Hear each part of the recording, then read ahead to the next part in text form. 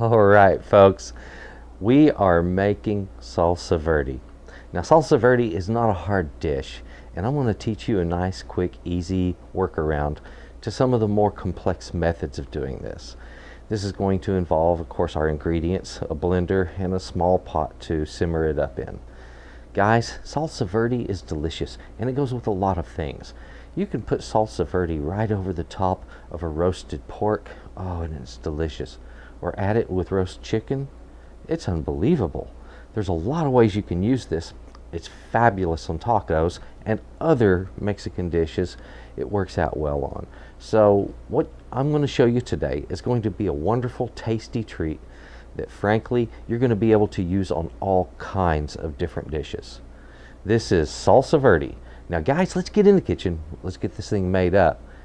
Don't worry, this doesn't take long. Come on. Now guys, look at what we have here. Wonderful set of ingredients. I have some tomatillos.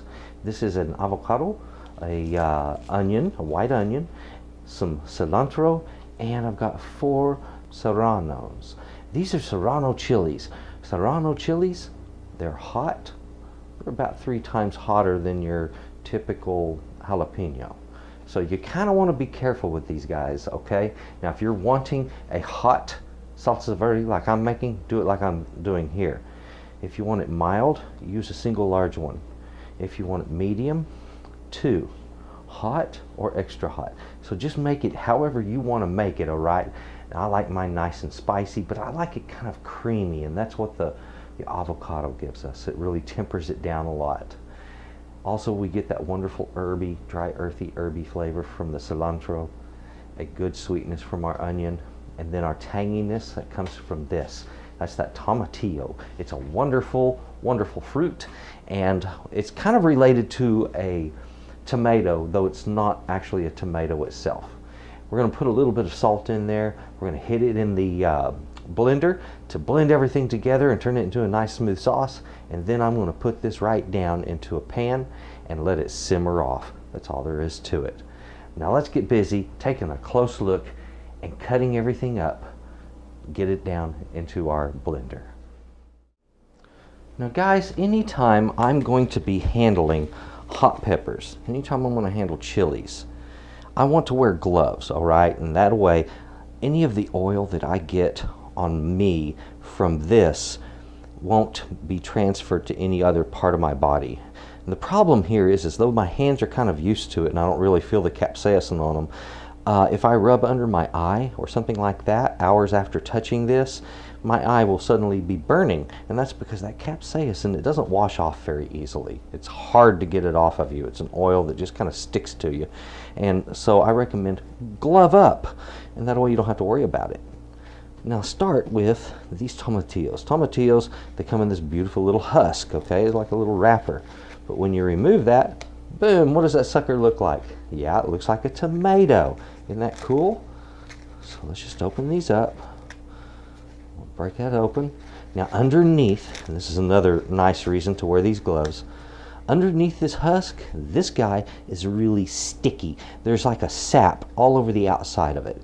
You can wash it off. You don't have to wash it off. It's not going to change anything one way or the other, guys, so don't worry about it too much. I like to rinse these because, like those little specks I'm taking off of there, I just don't want that on them. Now I've given those a nice rinse. Making this salsa is not hard, guys. I'm going to go ahead and quarter this. Isn't that simple? If you want to take off where that stem was, go ahead and do so. Some people just don't find that very pleasant to deal with.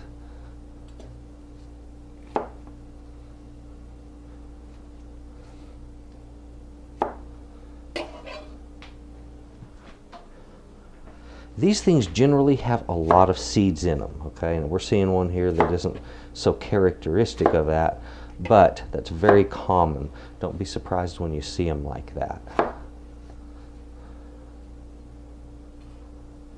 This one shows a little more of its seedy character.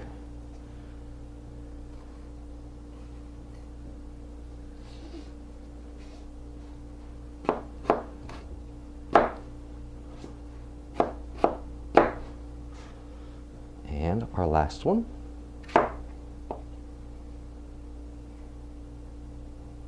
So if you notice, on the inside, they don't really look like your typical tomato, do they? It's, like I said, it's a little different creature. This, even though they're related, they're in a related family, the tomatillo is a little more tart. The seeds are smaller. It doesn't actually turn red.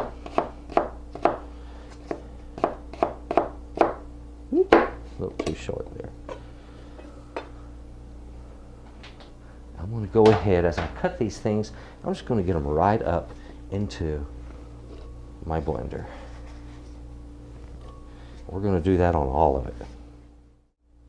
That avocado, we need to take care of it. Now, I want to start just by cutting down to the pit. There we go. Twist that open, and there it is. As I mentioned, I'm going to use 1/2 of this. Now, you don't have to scoop these things out with a spoon. If you'll notice what I'm doing here, you can actually peel an avocado. I'm kind of clumsy with it today. Sometimes, this has given me trouble today. Sometimes the peel is a lot more subtle than this, and soft and kind of leathery. Today it feels a little dry, but as you can see, it still peels. All right, there we go, almost got it. It's kind of nice every once in a while to see a trouble case like that show up on my show, because they happen to me in life, you know, but rarely on when I'm doing filming, and it's kind of neat for y'all to see, just work your way through it. Sometimes it's an agreeable avocado, and sometimes it's a troublesome avocado. Okay, so now I want to take my avocado and kind of just dice it down. Wants to stick to my blade. There we go. Now I put all of that up in my blender. Now guys, if you want to increase the amount of avocado you put in yours, feel free to do so. You can go to the whole thing or not. I'm just going to cut little rings on these serranos.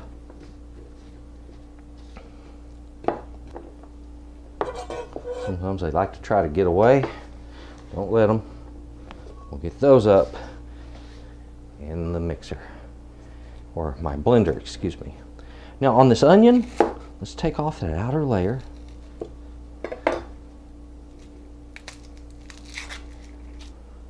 Now guys, on this onion, it's not going to take a whole lot, okay? So what I want to do here is I'm going to take my onion, I'm going to quarter him down. Come on, let go. And then right there where that root end was, I'm going to take that off. That's the amount I'm going to put into this, okay? There we go. That onion can quickly overwhelm, so don't get too much in there. Next, our cilantro. I'm going to want anywhere from 1 to 2 tablespoons of cilantro. Now remember, you don't have to go crazy chopping this, because that mixer, excuse me, my blender is going to be doing that work for us. So I'll get it up in there. Okay guys, the blender is all filled up. Now let's get that lid on it. Okay, you want to hold that down and pulse it.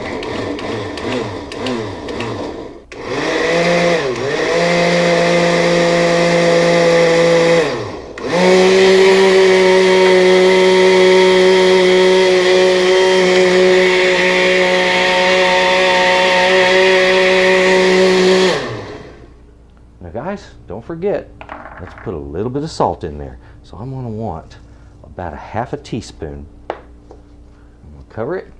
We'll let it have at it again.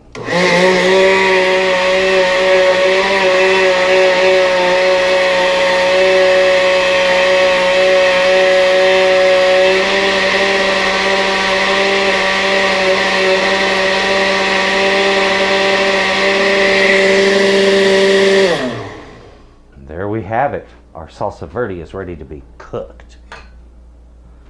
The next thing you're going to need is going to be a little saucepan. Let's get that lid off of there. Look at that. Salsa Verde. It's because it's green, guys, right? Now let's get that down right over here onto our burner. I'm just going to give that a little bit of time to cook. It doesn't take it long, guys. Once it comes to a simmer, cover it and then just let it simmer there for, about 15 to 20 minutes. It needs a fairly short cook time and it's ready to serve. Now I'm going to put this over a medium to medium-high heat to bring it up in temperature, and as soon as it comes up in temperature, then I'll lower the heat and allow it to finish simmering off.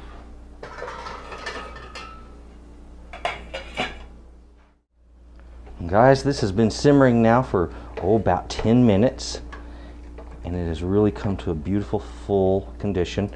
If it gets too thick on you, you can always just add a little bit of water, not a big deal.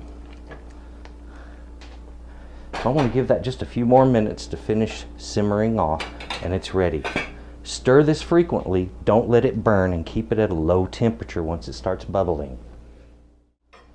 Guys, it didn't take very long to make this.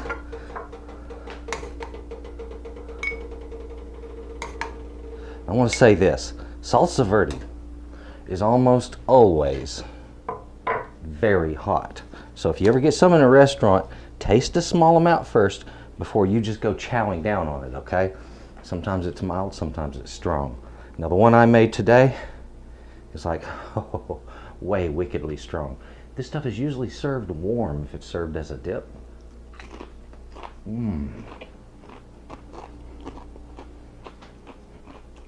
Flavors are spot on. Delicious. It's going to be so good on my pork carnitas tacos later on. Can't wait to have that. So we've got a beautiful salsa verde there. Guys, try this one out. You're really going to like it, but remember, you need to like spicy dishes before you try this.